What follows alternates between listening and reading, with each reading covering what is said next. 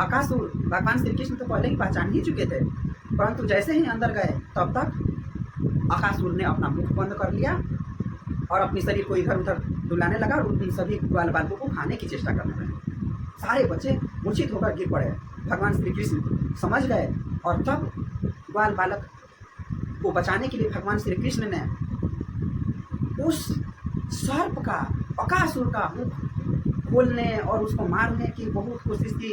अंत में भगवान श्री कृष्ण ने उसकी जबड़े को 2 फाड़ में बदल दिया और सारे बच्चे को बाहर निकाले और सारे बच्चे सुरक्षित वापस निकले। तभी सारे बच्चों के चक्षु पे अंधेरा छा गया। तब तक भगवान श्री कृष्ण ने क्या देखा? भगवान श्री कृष्ण ने देखा कि उस विराट अजगर सर्प के शरीर से एक दिव्य ज्योति में निकली और उस ज्योति में एक दिव्य देव निकले बाहर। दिव्य देव बाहर निकले तो वह दिव्य देव ने कहा कि हे श्री कृष्ण, हे भगवान श्री कृष्ण लक्ष्मीपति, आज कई युगों के बाद आपके चरण स्पर्श से मेरा उद्धार हुआ है। मैं आज अपनी श्राप से मुक्त हुआ और भगवान श्री कृष्ण को अपने पूर्व जन्म की कहानियां सुनाने लगा। अकासुर ने कहा कि मैं पहले आदि दैत्य शंखासुर का पुत्र था। आदि दैत्य शंखासुर का मैं पुत्र था और मैं कामदेव की भांति बहुत ही सुंदर, सुशील, गुणवान और पवित्र था और बहुत ही सुंदर था। अपनी सुंदरता को लेकर मैं बहुत घमंडी था। एक समय की बात है, जब मैं जंगल में विचरण कर रहा था, तभी उस मार्ग से, जब मैं मार्ग में विचर रहा था, तब उस मार्ग से महर्षि अष्टावक्र जा रहे थे।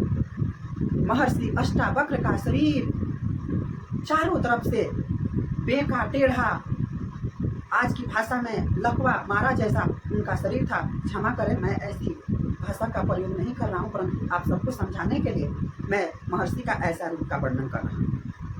अष्टावक्र का शरीर टेढ़ा बेका ऐसे होने के कारण मैं, यानी कौन, जो आदि दैत्य शंखासुर का पुत्र अकटासुर था, वो कह रहा है। उन्होंने कहा कि मैं उनके शरीर को देखकर मैंने महर्षि अष्टावक्र का बहुत अपमान किया और कहा कि हे महर्षि, आपकी ये जो लचकती कमर और लचकती ये बाहें, ये चलते समय इतने जो लचक है आपके शरीर में, ये शरीर आपने कहाँ से पाया? आपकी ये हाथें, आपकी ये भौहें, आपकी ये आँखें, आपकी ये नज़रें, आपके ये चाल, आपके ये ढाल, ये जब आप चलते हैं तो आपकी कमर लचकती है। आप जब चलते हैं तो तीनों लोकों में ऐसा लगता है कि आपके जैसा कोई इंद्रलोक की कामनी, इंद्रलोक की जो अप्सराएं हैं वो भी लज्जित हो जाए। ऐसे ताने बाने देकर वो महर्षि अष्टावक्र का अपमान कर रहा था। कौन? शंखासुर का पुत्र, आदि दैत्य शंखासुर का जो पुत्र था अकासुर, वो कर रहा था। उस समय तो वो दैत्य थे, मतलब उनका नाम तो चिन्हित नहीं है, इसलिए मैं अकासुर भी कहकर आपको संबोधित कर रहा हूँ। तो उस सुंदर जो दिव्य जो देव थे, उस देव ने कहा कि ऐसी हमने उनका बहुत अपमान किया।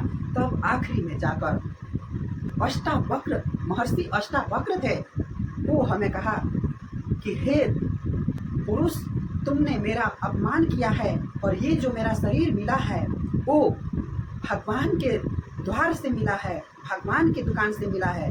जा, अगर तुम्हें ऐसी शरीर चाहिए तो तुम भगवान के द्वार से, तुम्हें ऐसी शरीर दुकान से मिल सकती है।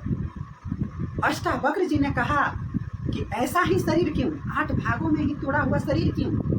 इससे भी तुम्हें अधिक तोड़े हुए शरीर, कई भागों में लचकने वाली शरीर तुम्हें प्राप्त होगी। और कहा कि देख बालक, ऐसा किसी का अपमान नहीं करना चाहिए। जो पूर्व जन्म के प्रकोप होते हैं उसी के कारण ही मनुष्य का शरीर गोरा, काला, अंधा, काना, आजकल की भाषा में जो किन्नर, झक्कर, ऐसी जो शरीर मिलती है वो भगवान के आशीर्वाद से ही प्राप्त होती है। किसी का कोढ़, किसी के शरीर में चर्म रोग, ऐसी तमाम बीमारियों के साथ इस मृत्यु लोक में जीवन जीना पड़ता है, ये सब भगवान के ही आदेश से होता है। इसलिए किसी काने को देखकर उसका अपमान नहीं करना चाहिए, काना कह के उसे चिढ़ाना नहीं चाहिए, लंगड़ा को लंगड़ा देखकर चिढ़ाना नहीं चाहिए, लंगड़ा कह के चिढ़ाना नहीं चाहिए। किसकी कमर लचक रही है उसको ऐसे छक्का की कहकर, उसका किन्नर कहकर उसका अपमान नहीं करना चाहिए। ऐसे कहकर किसी भी संसार के किसी भी मनुष्य का अपमान नहीं करना चाहिए, क्योंकि उस समय तो आपको पल भर के लिए मुस्कुराहट मिल सकती है। हो सकता है जिसका आप अपमान कर रहे हैं वो भी आपके उस समय मुस्कुरा सकता है, परंतु उसके जो आत्मा में तकलीफ होती है, उसके आत्मा में जो आह निकलती है, उसका जो आह निकलती है बोलने वाले को समाप्त कर देती है।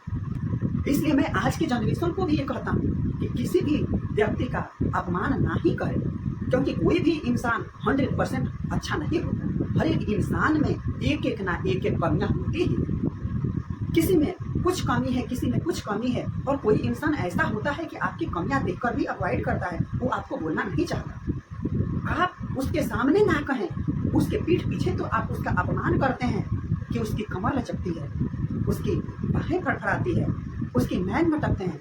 ऐसा किसी को कहकर वो काला है, वो गोरा है, उसको चर्म रोग है, उसके शरीर में विशेष प्रकार की बीमारियां हैं। आजकल के समय में जो क्या बोलते हैं पॉक्स है, जो मंकी पॉक्स का बीमारी है, कितने को तो मैंने देखा उसकी हड्डियां, सारे शरीर से हड्डियां निकल रही हैं, पूरे बदन में हड्डियां निकली हुई है।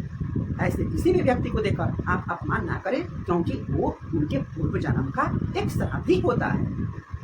इस तरह समझाते हुए जो अष्टावक्र थे, महर्षि अष्टावक्र ने अपने हाथ में जल का आह्वान किया और उस अष्टावक्र को श्राप दे दिया कि जाओ, तुमने मेरा अपमान किया है, इसलिए तुम्हारा शरीर सर्प का हो जाए और तुम कई भागों में लचको। तुमने ऐसे मेरे लचकने के लिए बहुत आतुर थे, इसलिए जाओ तुम सर्प हो जाओ। इतना सुनकर शंखासुर का पुत्र बहुत पछतावा हुआ और भगवान महर्षि अष्टावक्र के चरणों में लेट गया और चरणों में लेट कर गिड़गिड़ाते हुए कहा कि हे महर्षि अष्टावक्र जी, मैंने तो विनोदवश ऐसा कहा था, मुझे नहीं पता था कि इसकी सजा इतनी भयानक होगी, इसलिए महर्षि मुझे क्षमा कर दीजिए, मुझे क्षमा कर दीजिए। तब महर्षि ने कहा कि ऋषि के मुख से निकला हुआ एक भी श्राप हुआ आज तक वापस नहीं हुआ है, ये भी वापस नहीं होगा, ये भोग तो तुम्हें भोगना ही पड़ेगा, परंतु जाओ, तुम मेरी शरण में आए हो, इसलिए मैं तुझे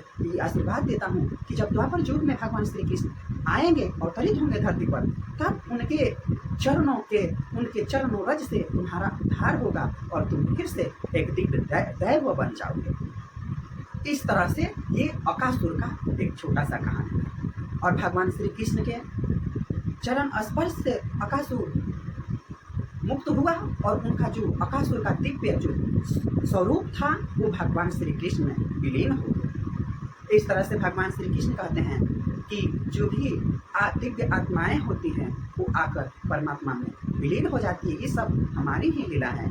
इस तरह से आज हम अकासुर का कथा को समाप्त किया। आगे हम फिर कोई और कथा लेकर आए हैं। आप सबको ये कथा कैसी लगी, आप सब लाइक कमेंट कर मुझे जरूर बताइए। आप सबने मुझे सुना, इसलिए मैं आप सबको हेमंता गुरुकुल का संस्थापक और आप सबको इस चैनल कथावाचक हेमंत कुमार जी महाराज चैनल में आप सबका स्वागत करता हूँ। बहुत बहुत धन्यवाद करता हूँ आप सबका। जय श्री कृष्ण, जय श्री कृष्ण।